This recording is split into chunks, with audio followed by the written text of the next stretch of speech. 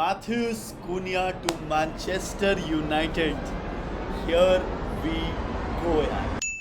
साजन जी घर आए, साजन जी घर आए.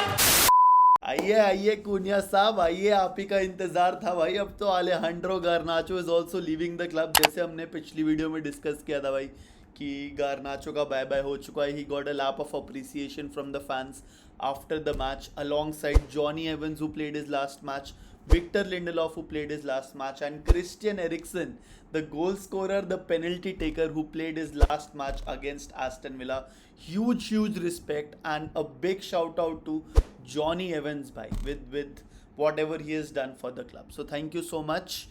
Coming to the match bhai, क्या match था भाई. मतलब again I think we played well. Obviously we played well. 2-0 की victory I.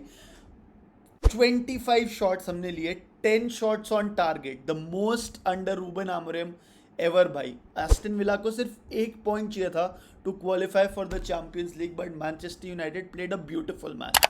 Does that make me happy? No, it makes me sadder.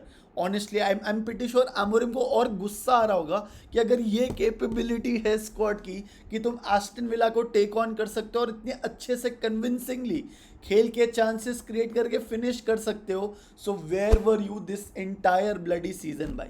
मतलब आई नो इसमें भी मेरे को नेगेटिविटी नहीं ढूंढनी चाहिए, बट तुम समझ रहे हो यार कि क्या ही हो रहा था मैच में. But it is what it is, yaar. Ruben Amorim gave a speech after the match, yaar. He started the speech with quote unquote, "First of all, I want to apologize for this season, bhai." And Amorim said a lot of things, yaar. He said, "I want to apologize. I also want to say thank you. I know it was really hard to support us in many games, but now we have to make a choice.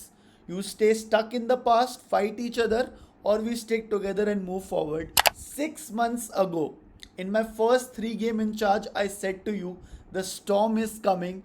Today, after this disaster season, I want to tell you that good days are coming. And you know what? Call me a fool भाई, but I actually believe him भाई, because Ruben आमोरिम का history देखो भाई. Sporting में he did the exact same thing. It took him 1 summer. 17 player उसने निकाले थे sporting की स्क्वाड से. A team who hadn't won any title in the last 19 years. 17 players either let go or being loaned भाई. And changes हुए थे भाई.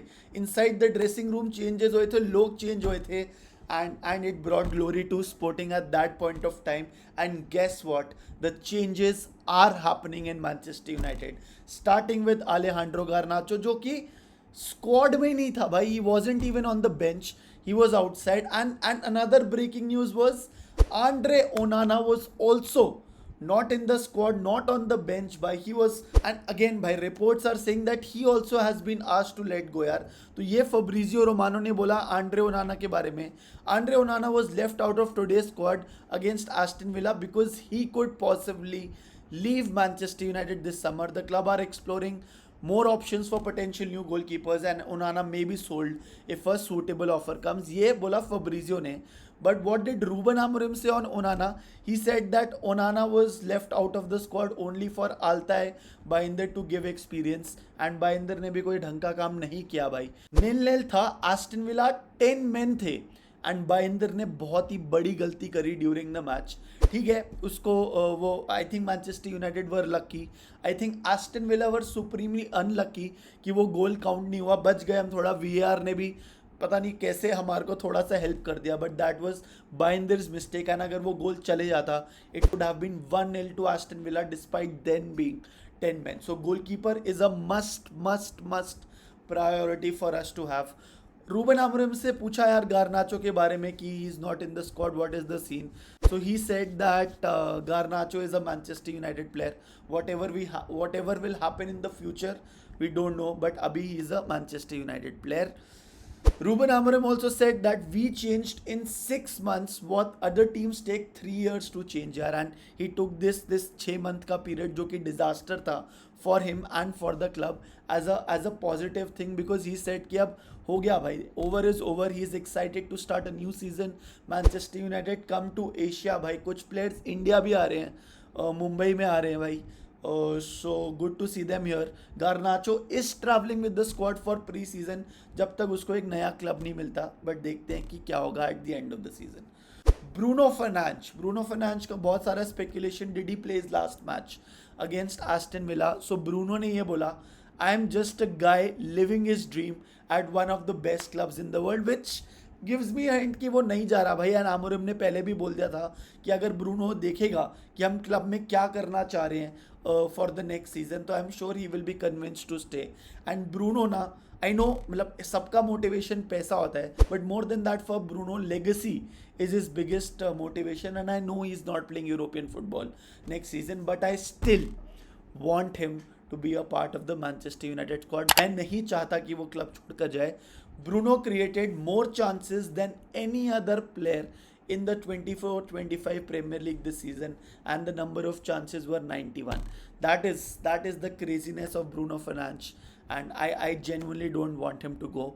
Matheus Cunha is now a Manchester United player. Attacking midfield खेलेगा. I don't think it's a number 9 signing. I think it's a number 10 signing. The position attacking midfield पे he has been very much influential for Wolves, है ना. And वही यहाँ पे आके it's a good thing that we got a new signing earlier. Maybe it's sign for things to come in the future भाई.